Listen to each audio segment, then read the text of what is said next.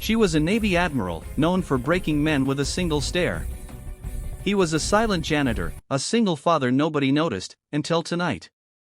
When she caught him in the act inside the memorial hall, past midnight, trembling, whispering something she couldn't hear, she prepared to confront him. But when she saw what he was holding, her heart stopped. Because in his hands was something that connected him to the one person she lost, the only person she swore she could never forgive. And in that moment, the Admiral realized, this janitor wasn't a nobody. He was the man who carried her daughter's final secret. Admiral Helena Drake walked the dim hallways of the Naval Memorial Building long after everyone had left. Another ceremony, another day pretending she was strong. But the truth was, her heart still ached from the loss of her daughter, Lieutenant Ava Drake, the bright star who never made it home from deployment. Helena visited the memorial every night, silently, without her staff. She couldn't explain it. All she knew was that somewhere in those cold marble walls, she still felt her daughter's presence. But tonight was different. A faint rustling sound echoed from the west wing. A sound that shouldn't exist at this hour. Her instincts switched on. She walked quietly, hand brushing the side of her uniform, ready to confront whoever was there. As she approached the memorial chamber dedicated to fallen officers, she saw a shadow, small, shaking. She flicked on the lights. And froze. There, kneeling on the polished floor, was the janitor, the man she'd barely noticed all year. Some called him quiet. Others called him strange. But everyone agreed, he kept to himself. His name tag read Elias Ward. A widowed single father. But tonight, he wasn't cleaning. He was crying. His hands trembled as he held something, a small, weathered notebook pressed tightly against his chest. A child's drawing peeked from the edges. With red eyes, Elias looked up, startled. "Admiral, I can explain." "You'd better," she said, voice icy.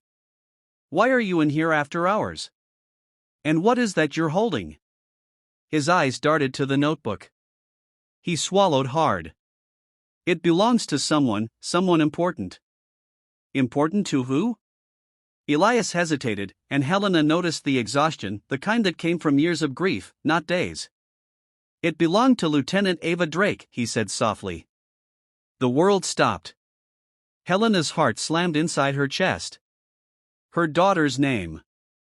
From his mouth. "How do you know her name? Where did you get that?" Her voice cracked despite her trying to sound strong. Elias slowly opened the notebook. Inside were pages covered in sketches of a young girl, a smiling woman, but also, a little boy. The drawings were warm, full of life. Full of emotion. "These," Helena whispered, confused. "These are Ava's drawings from deployment." Elias nodded. "She gave this to me. To keep. For my son." Helena's breath shook. Her daughter had never mentioned a janitor, or a child. "Why you?" Helena asked, stepping closer. Why would she give something so personal to a janitor she barely knew? Elias closed the notebook, pressing it to his heart. "Because," he whispered, voice trembling. "She saved my son's life." Helena stood frozen, the air thinning around her. "What are you talking about?" she whispered. "My daughter was on deployment. How could she have met your son?" Elias wiped his tears, steadying himself.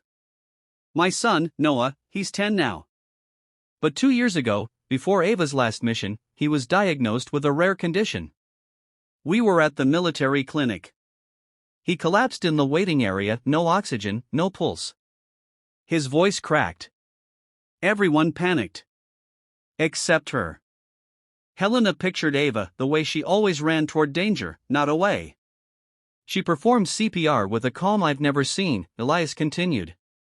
"She kept talking to him, 'Stay with me, buddy. Don't you dare quit.'" His hands shook harder. When he finally coughed, when he opened his eyes, she cried. Held his hand like he was her own blood. Helena covered her mouth. That sounded exactly like Ava. She visited him every day after that. Brought him sketches, stories, little jokes to keep him smiling. Elias looked away, tears forming again. She said the Navy took a lot from families, so she wanted to give something back. Helena felt her entire chest tighten. All these months, she thought she knew everything about her daughter's final year. But this bond, was new. Precious.